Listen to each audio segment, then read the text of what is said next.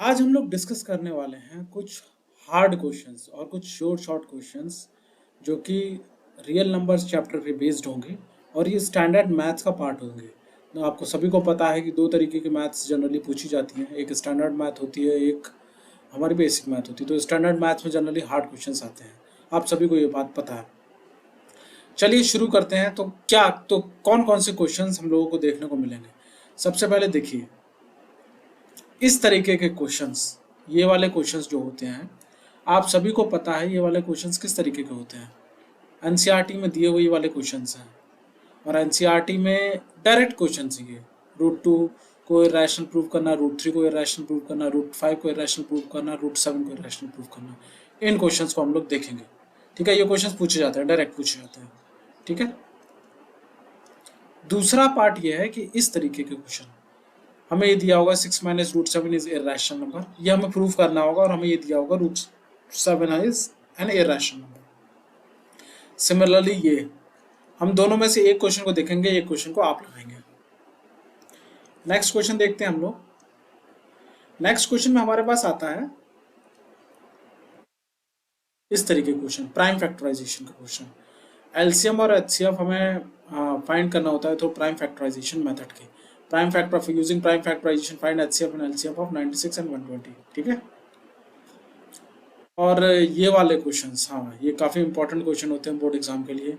5n can not and with digit 0। मतलब क्या होता है, इसमें एंड डिजिट 0 होगी कि नहीं होगी कोई किसी नेचुरल नंबर n के लिए, ये हमें पता लगाने की ज़रूरत होती है। ठीक है, इस तरीके के क्वेश्चंस, इसमें से हम एक क्वेश्चन देखेंगे। ये कुछ ऐसे क्वेश्चंस होते हैं जो बेसिक मैथ और स्टैंडर्ड मैथ में भी रिपीट होते हैं, जैसे इस तरीके ये वाला क्वेश्चन एचसीएफ और एलसीएम, ये बेसिक मैथ में भी आया हुआ है, स्टैंडर्ड मैथ में भी आया हुआ है। ठीक है, ये एक बहुत अच्छा क्वेश्चन है। इस क्वेश्चन में जो आप करोगे ना तो आप समझ पाओगे एंड डिजिट 0 क्यों होती है। कुछ टफ प्रॉब्लम्स एनसीईआरटी में दी गई हैं, कुछ टफ प्रॉब्लम्स जो कि एनसीईआरटी में नहीं दी गई हैं, और ये वर्ड प्रॉब्लम्स है एलसीएम और एचसीएफ से कनेक्टेड। ठीक है, तो चलिए देखते हैं हम लोग। सबसे पहले तो कि इस तरीके के ये वर्ड प्रॉब्लम्स रहती हैं। चलिए हम लोग सब सारे मिल करके निकालेंगे कि कहाँ पे क्या लगाना है, क्या करना है, कैसे क्वेश्चंस को हैंडल करना है। देखते हैं। चलिए देखिए, इसमें तो वो ये बोल रहा है कि root 2, root 3, root 5 is and root 7 is irrational number.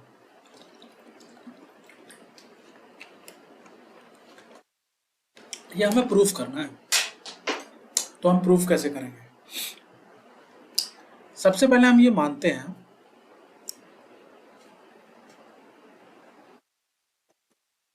Suppose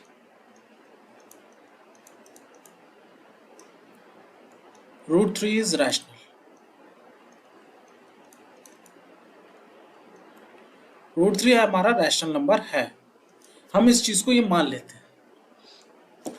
अगर ये रैशनल नंबर है तो रैशनल नंबर की डेफिनेशन क्या कहती है। रैशनल नंबर की डेफिनेशन ये कहती है अगर कोई रैशनल नंबर है तो वो पी वाई क्यू के फॉर्म में होगा। मतलब क्या हुआ, रूट 3 को हम रिप्रेजेंट करेंगे P by Q.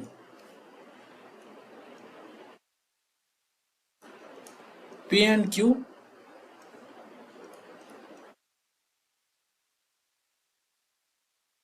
Are integers and Q is not equal to 0। ये हम लिख सकते हैं क्योंकि यही रैशनल नंबर की डेफिनेशन है। हमने क्या माना है, हमने रैशनल नंबर माना है। ठीक, इतना समझ में आया आपको। अगर आप देखें एनसीईआरटी बुक में लिखा हुआ है root 3 is equal to A upon B. ठीक, इन्होंने ए बाई बी के फॉर्म में माना है। A and B are coprime, और ए और बी कोप्राइम है। कोप्राइम क्या होता है, प्राइम वो नंबर होते हैं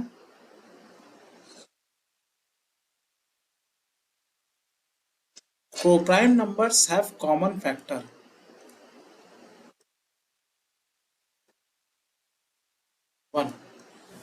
मतलब अगर हम इनके कॉमन फैक्टर्स को देखेंगे तो दोनों को मिला करके, जैसे मान लीजिए, इसको और अच्छी तरीके से समझिए, जैसे 2/3 को अगर हम ले लें, 2/3 क्या है?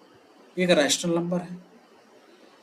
2/3 को प्राइम है, क्योंकि 2 को अगर 2 के फैक्टर्स लिखेंगे तो 2 इंटू 1 लिखेंगे, 3 के लिखेंगे तो क्या लिखेंगे? 3 इंटू 1 लिखेंगे। तो कॉमन फैक्टर क्या आ रहा है? 1 आ रहा है। ठीक, इतना समझ में आया? अगर इतना समझ में आ गया है तो अब करिए √3b = a। ये लिख सकते हैं? लिख सकते हैं। अब करिए स्क्वायरिंग साइड्स, √3b का होल स्क्वायर = a²। ठीक,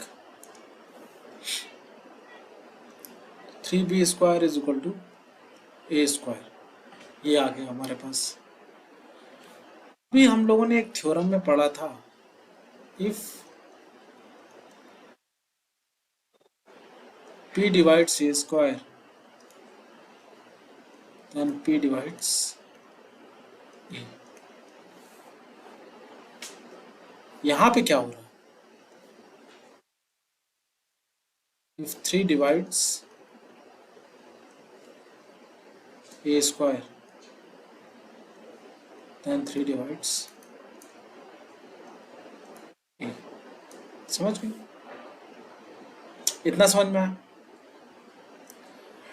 जब ये आ गया तो अब एक छोटी सी चीज हमें बताइए, 3 divides a,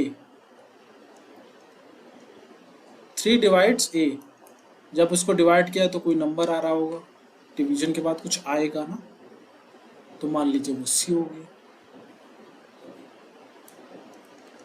a = 3c लिख सकते हैं, स्क्वायर कर लीजिए, a² = 9c² हो जाएगा। a² हमने क्या माना हुआ है? 3b² = 9c² हो जाएगा, तो b² = 3c² हो जाएगा। इतना समझ में आ गया? Same line, 3 divides b², then 3 divides b। अगर आपको इतना क्लियर हो गया है तो आप देखिए हमने क्या अज्यूम क्या किया हुआ, हमने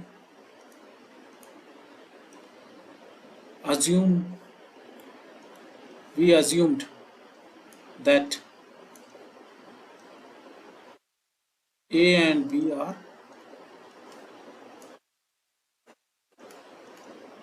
co-prime, so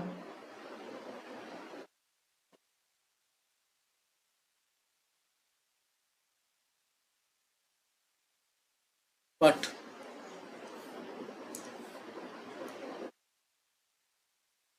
a divided by 3 and b divided by 3, it means 3 is one of the factor of a, and but we assumed a and b are co-prime. It means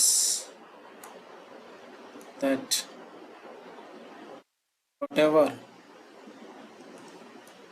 we assumed, that is √3 is rational, is wrong. So √3 is irrational। ये क्या हुआ? ये prove हो गया। इन questions को इस तरीके से करते हैं। अब देखिए, अब ऐसे ही √2 करोगे आप, ऐसे ही √5 करोगे, ऐसे ही √7 करोगे, तो आपको क्वेश्चंस को सेग्रीगेट करना बहुत ज़्यादा ज़रूरी है। अगर आप क्वेश्चंस को सेग्रीगेट नहीं करना सीखोगे तो फिर बात बनेगी नहीं। समझ में आ गया आपको? ठीक, ये हुआ फर्स्ट पार्ट। अब हम लोग सेकंड टाइप ऑफ क्वेश्चंस पे चल रहे हैं। सेकंड टाइप ऑफ क्वेश्चन जो कि इररेशनलिटी से कनेक्टेड है, तो उनको किस तरीके से करेंगे। मान लीजिए इन दोनों क्वेश्चंस की अगर बात की जाए, इसमें से एक करके मैं आपको दिखाता हूँ, एक आप खुद करिएगा, ट्राई मारिएगा। क्या दिया हुआ है? 6 - √7 is irrational given that √7 is N irrational number. तो कैसे करेंगे इसको?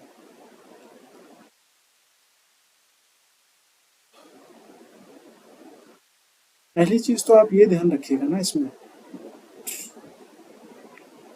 कि इसका मेथड और ऊपर वाले का मेथड ऑलमोस्ट सेम है, कह सकते हैं। तो हम मानेंगे suppose 6 - √7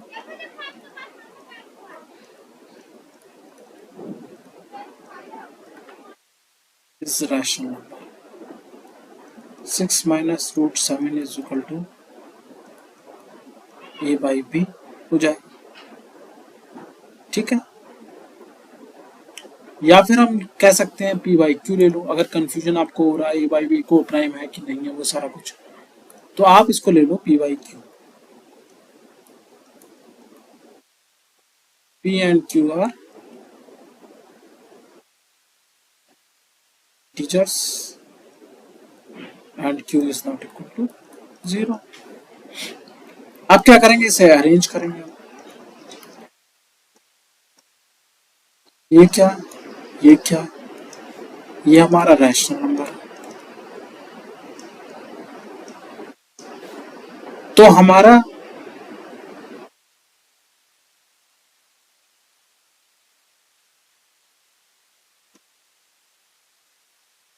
it should also be rational. यहां पे एक पॉइंट और ऐड करेंगे, rational number minus rational number 2 is always rational number. ये रैशनल नंबर है 6/1, ये भी रैशनल नंबर है, अगर दोनों को माइनस करेंगे तो रैशनल नंबर ही आएगा। ठीक है, इतना समझ में आया। तो हमारा LHS जो है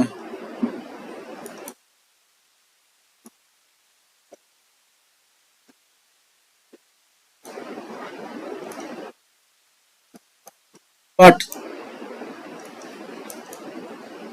here LHS is not equal to RHS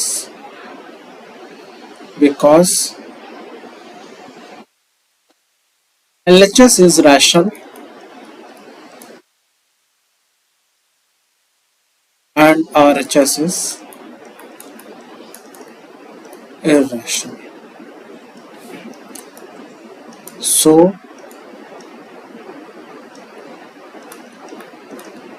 our assumption is wrong.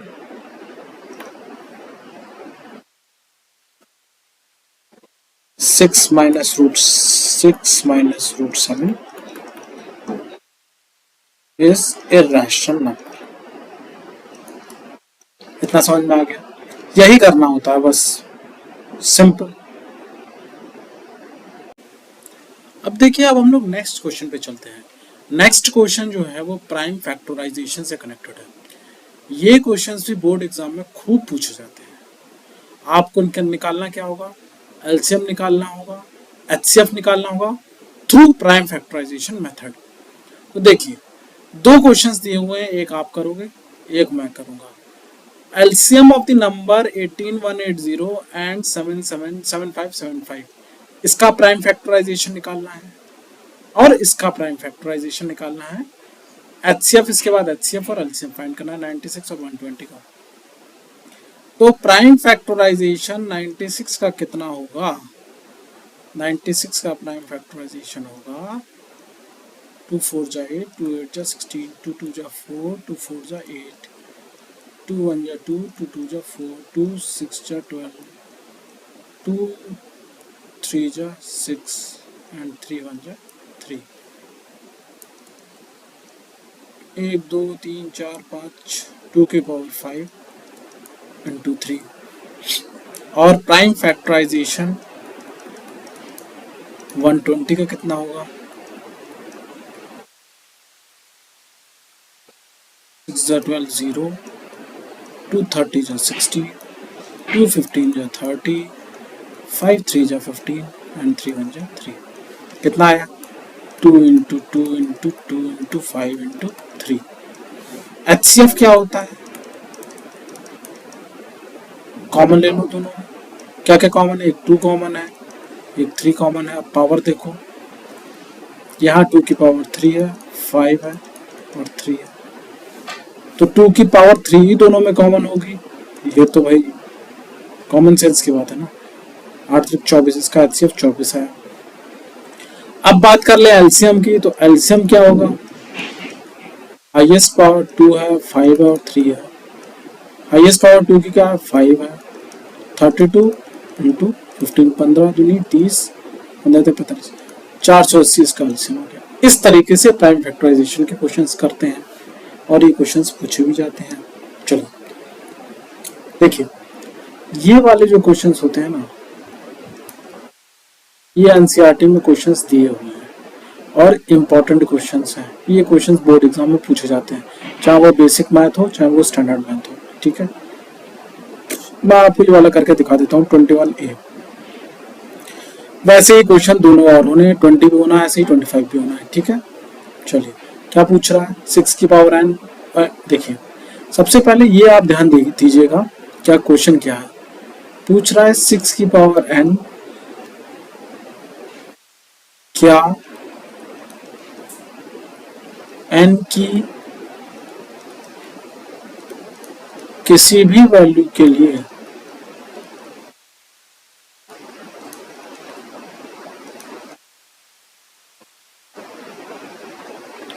And digit 0 होगी। ठीक, पहली चीज तो ये। n क्या दिया हुआ है? n is a natural number, ये दिया हुआ है, तो हम डाल लेते हैं n is equal to 1 2 3 4 infinity तक। तो 6 की power n is equal to 2 into 3 की पावर n, ये हो जाएगा। n इज इक्वल टू 1 डाल के देखते हैं हम। n इज इक्वल टू 1 डालेंगे तो क्या आएगा? 2 into 3। n is equal to 2 डालेंगे तो क्या आएगा? 2 इंटू 3, 2 इंटू 3, 2 इंटू 3, 2 इंटू 3। ठीक, 6 की पावर 4 के लिए क्या आएगा? 2 into 3 into 2 into 3 into 2 into 3 into 2 into 3। ठीक, इतना ही तो आएगा। अब देखिए, अगर हम यहाँ पे 6 की पावर n लिखते हैं तो क्या लिखेंगे? 2 इंटू 3, 2 इंटू 3, 2 इंटू 3, 3, ये n टाइम्स चलेगा। ठीक,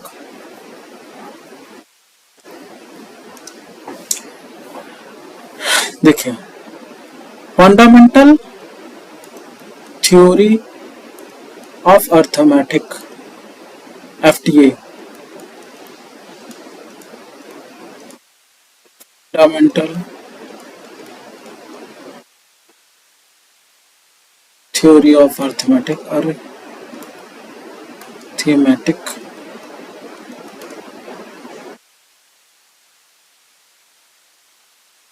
क्या कहती है? अगर कोई कंपोजिट नंबर है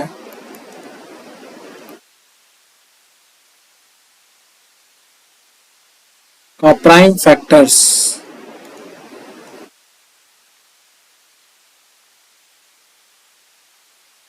यूनिक होंगे, ये कहती है FTA। स्टेटमेंट ये है FTA का। सो जो 6 की पावर n है 2 into 3, 2 into 3 n टाइम्स। ये जो उसके प्राइम फैक्टर्स हैं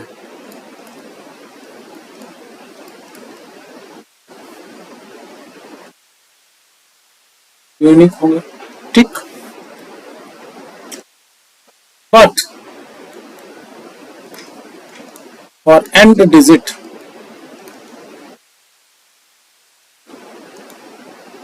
2 and 5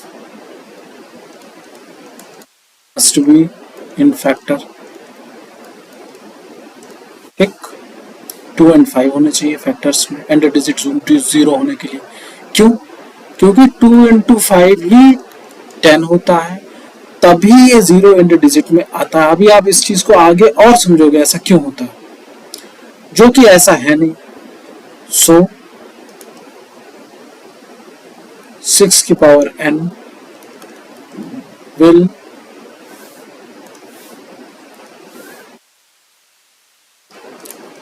never have end digit 0। ये चीज आपको बहुत क्लियर हो जानी चाहिए।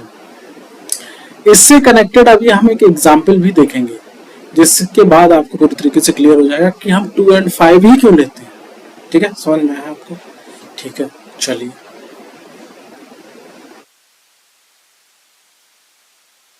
देखिए, अब एक मजेदार क्वेश्चन आने वाला है। ये क्वेश्चन जो है वो दोनों ही बेसिक मैथ और स्टैंडर्ड मैथ दोनों में ही पूछा गया। तो चलिए करते हैं इसको। लीस्ट प्राइम नंबर और least composite number. Least prime number कौन सा हो सकता है?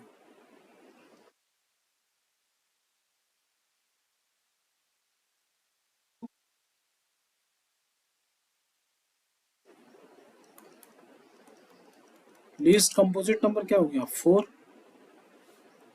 एचसीएफ क्या निकाला? इसके प्राइम फैक्टर कर लें तो 2 into 2।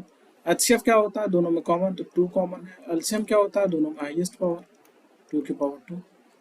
तो ये 2 हुआ, ये 4 हुआ। रेशियो एचसीएफ और एलसीएम का क्या हुआ? 1/2। 1/2 इज द आंसर। देखिए, अब ये वाला क्वेश्चन है, ये कनेक्टेड क्वेश्चन है। इस वाले जो हम लोगों ने किया था, ये 6 की power n can and with digit 0 for any natural number, ये किया था। इससे कनेक्टेड क्वेश्चन है ये। और इससे कनेक्टेड क्वेश्चन में तो देखिए, अब ये इसका आंसर मैं दे रहा हूं कि एंड डिजिट 0 कब होती है। देखिए, n इज इक्वल टू 1 डाल दिया तो क्या आएगा? ये 6 आएगा, ये 12 आएगा, ये 10 आएगा, ये 15 आएगा। एंड डिजिट कब हो रही है? n की कौन सी वैल्यू पे? n इज इक्वल टू 1 पे। एंड डिजिट तभी होगी जब 2 into 5 आएगा। 2 and 5 प्राइम फैक्टर्स होंगे। ये बात दिमाग में घुसा लीजिए अपने, ठीक है। चलिए, अब देखिए, ये जो है ये क्रीम क्वेश्चंस, टफ क्वेश्चंस हैं, एनसीईआरटी बुक में नहीं दिए गए। तो इन क्वेश्चंस को कैसे करना है, ये ट्रिक है। ये क्वेश्चन और ये क्वेश्चन, ये थोड़े से वो क्वेश्चंस हैं जो कि टफ क्वेश्चंस में आते हैं, ये सारे क्वेश्चंस, ठीक है। चलिए मैं एक एक करके आपको दिखाता हूँ। The greatest number which divides both 30 and 80 leaving remainder 2 and 3 respectively. क्या बोल रहा है? ऐसा नंबर बताइए जो कि 30 और 80 को दोनों को डिवाइड करे और रिमाइंडर 2 और 3 आए। तो इस तरीके के क्वेश्चंस को कैसे निकाला जाता है, देखिए मैं आपको समझाता हूँ। बड़ा मजेदार तरीके से समझाऊंगा। क्या दिया हुआ? 30 दिया हुआ और 80 दिया हुआ है। 30 and 80 दिया हुआ है। जब इसको डिवाइड करे कोई नंबर तो रिमाइंडर इसमें आए 2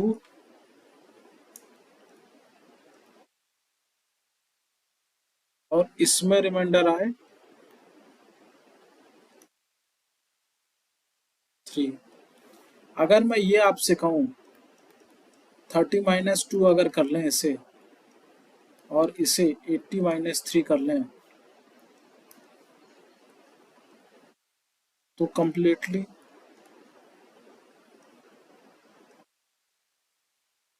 डिविजिबल होगा होगा कि नहीं होगा? ये दोनों, मतलब ये 28 हो जाएगा और ये 77 हो जाएगा। तो हमारे पास दो नंबर आ गए, एक 28 है और एक 77 है। जरा इसके प्राइम फैक्टर्स निकालिए। 2 into 7, 7 into 11। ठीक, ये आ गए प्राइम फैक्टर्स। एचसीएफ क्या होगा, एचसीएफ क्यों निकाला मैं बताता हूँ आपको। एचसीएफ इसका 7 होगा। हमें दे क्या रहा है, हमें हमसे पूछ क्या रहा है? हमसे पूछ ये रहा है कि हमें एक ऐसा नंबर चाहिए जो कि 30 को डिवाइड करे, जो कि 80 को डिवाइड करे, तो रिमाइंडर 2 आए और रिमाइंडर 3 आए। हमने क्या क्या हमने ये करने की कोशिश करी कि पहले चीज इसमें माइनस किया, माइनस करने के बाद 28 आया हमारा और 77 आया। ठीक, ये हमने क्यों किया? ये हमने इसलिए कहा कि हमें रिमाइंडर को हमने हटा दिया, एक तरीके से कहा जाए तो। जब हमने रिमाइंडर हटा दिया तो हमें प्राइम फैक्टर्स निकालने में आसानी होगी और हमें ये मिल जाएगा कि कॉमन क्या रहेगा इनके पास। जब हमें ये पता चल गया कि कॉमन इसमें 7 आ जाएगा और जब 7 से हम इसको डिवाइड करेंगे तो हमारा रिमाइंडर और रिमाइंडर 3 आएगा। इस चीज को थोड़ा सा आप दिमाग लगा के समझने की कोशिश करिएगा, थोड़ा सा कॉन्सेप्चुअल है ये। ठीक है, सिमिलरली ये देखिए, ये वाला क्वेश्चन है, ये आप करिएगा। फाइंड द ग्रेटेस्ट, अब नेक्स्ट क्वेश्चन देखिए, find the greatest 3 digit number which is divisible by 18, 24 and 36। ठीक, ये क्वेश्चन है हमारे पास।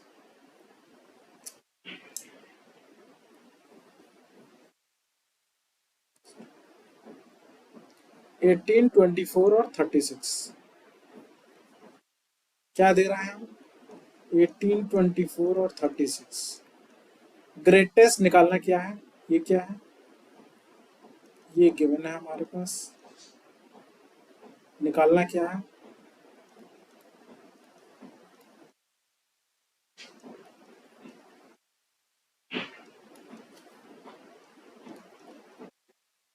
Greatest 3 digit number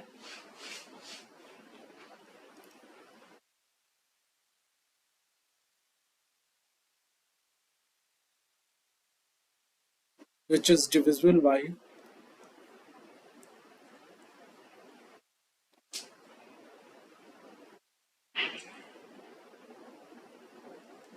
18, 24 and 36। जब इस तरीके का केस होगा तो आप करेंगे क्या? सबसे पहले आप इसका प्राइम फैक्टर्स को निकालिए।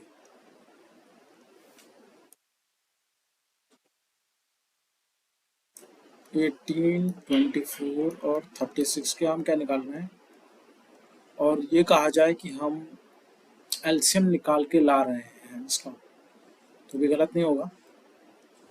2 9 जा 18, 2 1 जा 2, 2 2 जा 4, 2 1 जा 2, 2 8 जा 16, 3 3 जा 9, 3 4 जा 12, 3 6 जा 18, 3 1 जा 3, 3 2 जा 6। तो हमारा इसका एलसीएम क्या आया? 8 9, 72 इसका एलसीएम आया। हमने एलसीएम निकाला क्यों?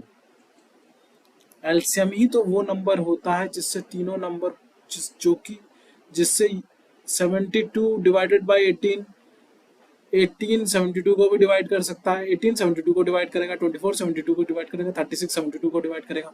तो हमारे पास एक ऐसा नंबर है जो कि तीनों नंबर से डिवाइड हो सकता है। ठीक, इतना समझ गए? अब क्या करें? हमारे पास हाईएस्ट नंबर क्या होता है 3 डिजिट नंबर, ये है, इसे डिवाइड करिए।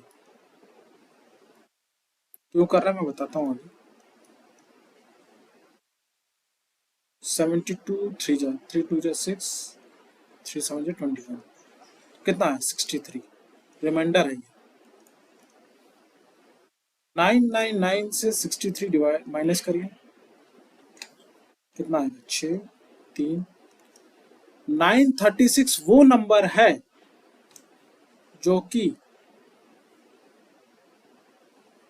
एक तरीके से ये कहा जाए कि 72 के टेबल में 936 आएगा मल्टीपल है ये कहा जाए तो 936 ऐसा नंबर है जो कि डिवाइड कर लेगा जिससे 18 भी डिवाइड होगा जो 18 से भी डिवाइड होगा 24 से भी डिवाइड होगा 36 से डिवाइड होगा और क्या है और है ग्रेटेस्ट 3 डिजिट नंबर ठीक है तो इस तरीके के क्वेश्चंस को हैंडल किया जाता है ये बात को समझिए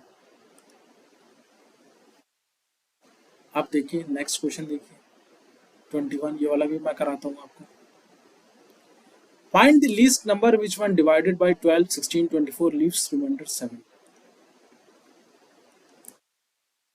नंबर क्या दिया हुआ 12 16 और 24 ऐसा नंबर हमें बताना है जो कि जब इससे डिवाइड हो फाइंड द लीस्ट नंबर बताना है तो हम क्या करेंगे एलसीएम निकाल लेंगे 2 6 जा 12 2 8 जा 16 2 1 जा 2 2 2 जा 4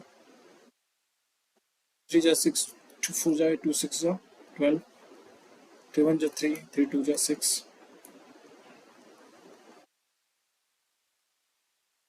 तो हमारे पास प्राइम फैक्टर क्या आ रहे हैं नहीं हमारे पास एलसीएम क्या आ रहा है ये एलसीएम निकालने का मेथड है 2 की पावर 4 इंटू 3 16 32 48 48 एक ऐसा नंबर है जो कम्प्लीटली 12 से भी डिवाइड होगा 16 से भी डिवाइड होगा 24 से भी डिवाइड होगा अब 48 प्लस 7 अगर हम कर दें तो कितना आ जाएगा 55 55 ऐसा नंबर है जो जब 12 से डिवाइड होगा 16 से डिवाइड होगा 24 से डिवाइड होगा it will leave रिमाइंडर 7 ठीक इस तरीके से किया जाता है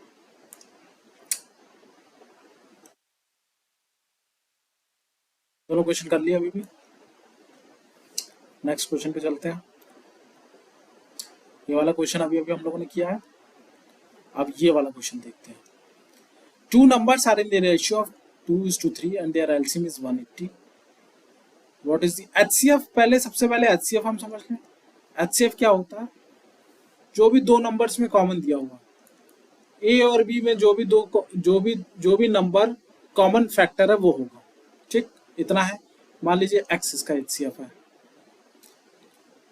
तो टू नंबर्स क्या हो जाएंगे ए 2x हो जाएगा बी 3x हो जाएगा कॉमन ही तो है ना और रेशियो है तो ये भी तो कट जाएंगे समझ में आ रहा है आपको तो हमारे पास ए और बी आ गए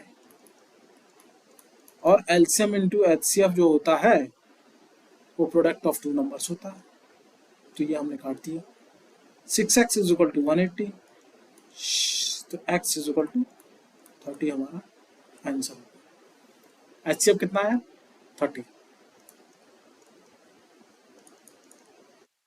ठीक समझ गए अब ये वाला क्वेश्चन देख लीजिए क्या कह रहा है P and Q are natural number and P is the multiple of Q एक पी नंबर दिया हुआ है हमें ए मान लेते हैं ए इज इक्वल टू पी दिया हुआ बी क्या है P is the multiple of Q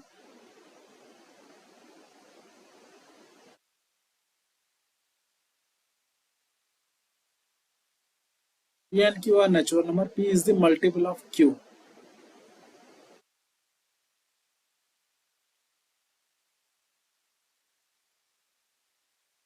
यही तो मतलब हुआ इसका तो हमें क्या निकालना है हमें HCF और P and Q निकालना है HCF निकालने में हम कॉमन देखते हैं P हमारा आ गया आराम से HCF चलिए नेक्स्ट क्वेश्चन पे चलते हैं देखिए ये क्वेश्चन बहुत अच्छे क्वेश्चंस हैं, दोनों क्वेश्चंस में मैं आपको एक बताता हूँ और एक आप खुद ट्राई मारिएगा, या फिर मैं दोनों बता दूंगा क्योंकि अच्छी क्वेश्चन है। 4872 108 सेकंड पे 3 लाइट जलती हैं। एक लाइट L1 है, L2 है और L3 है। ये इसी सेकंड पे जलती हैं। ये तीनों जली 7 बजे। तो नेक्स्ट कब जलेंगी मतलब हमें एक ऐसा टाइम चाहिए जो कि इससे भी डिवाइड हो जाए, इससे भी डिवाइड हो जाए, इससे भी डिवाइड हो जाए। तो हम क्या लेंगे? हमारा ऑब्जेक्टिव सिर्फ इतना है, एलसीएम निकालो। 2 2 जा 4, 2 4 जा 8, 2 3 जा 6, 2 6 जा 12, 2 5 जा 10, 2 4 जा 8, 2 1 जा 2, 2 2 जा 4, 2 1 जा 2, 2 8 जा 16, 2 2 जा 4, 2 7 जा 14, 2 6 जा 12, 2 9 जा 18, 7। ठीक, क्या आ रहा है? 6 9 एंड 27। 3 2 जा 6, 3 3 जा 9, 3 9 जा 27, 3 1 जा 3, 3 3 जा 9, 2। तो हमारा ओवरऑल क्या आया? ओवरऑल जो हमारा एलसीएम आया वो बन के आया हमारा 2 की पावर 4, 3 की पावर 3, मतलब 16 इंटू 27, जो कि होता है 16 इंटू 27, जो कि होता है 432 सेकेंड्स। ठीक, ये ऐसा टाइम पीरियड है जब तीनों लाइट जलेंगी आपस में। क्यों? क्योंकि ये एक ऐसा नंबर है जब 48 से भी डिवाइड होगा, 72 से भी डिवाइड होगा, 108 से भी डिवाइड होगा। ठीक है, तो जब आप डिवाइड इसे 60 से कर दोगे तो कितना आएगा? 7.2 मिनट्स, मतलब 7:07 एंड 12 सेकेंड्स पर लाइट फिर से तीनों जलेंगी। ठीक, ये समझ गया? अब चलिए ये वाला भी क्वेश्चन मैं आपको कर देता हूँ। 6 12 और 18 दिया हुआ है। 6 और 18, 6 मिनट पे, 12 मिनट पे, 18 मिनट पे 3 बेल है, जो एक 6 मिनट पे रिंग करती है, एक 12 मिनट पे रिंग करती है, एक 18 मिनट पे रिंग करती है। तीनों बेल्ट जो है, तीनों बेल वो 6 बजे रिंग करती हैं सबसे पहले। तो 6 12 18 का हम क्या करेंगे? 6 12 18 का हम एलसीएम ले लें। 2 3 जा 6, 2 6 जा 12, 2 9 जा 18, 3 1 जा 3, 3 2 जा 6, 3 3 जा 9, 3 2 2 जा 4, 3 3 जा 9। 36 मिनट जब हो जाएंगे तो ये तीनों बेल साथ साथ चलेंगे। क्यों? ये 36 मिनट ऐसा है जो कि 6 को भी डिवाइड करेगा, 12 को भी डिवाइड करेगा, 18 को भी डिवाइड करेगा। इससे पहले के आप नंबर कोई भी देख लो, 30 ले लो, 12 नहीं डिवाइड करेगा कम्प्लीटली, 18 नहीं कम्प्लीटली डिवाइड करेगा, तो वो नंबर आएगा नहीं। मतलब क्या हुआ? कम्प्लीटली डिवाइड तभी होंगे जब तीनों की तीनों लाइट जलेगी। ठीक है, तो 6:36 इसका आंसर हो जाएगा। ठीक, तो इस तरीके से टफ क्वेश्चंस का एंड होता है। अब आप लोग इनको समझिए, पढ़िए बहुत अच्छी तरीके से। कोई डाउट हो तो मुझे कमेंट करिएगा, मैं उस डाउट को क्लियर करने की कोशिश करूँगा। ठीक है, thank you, thanks a lot.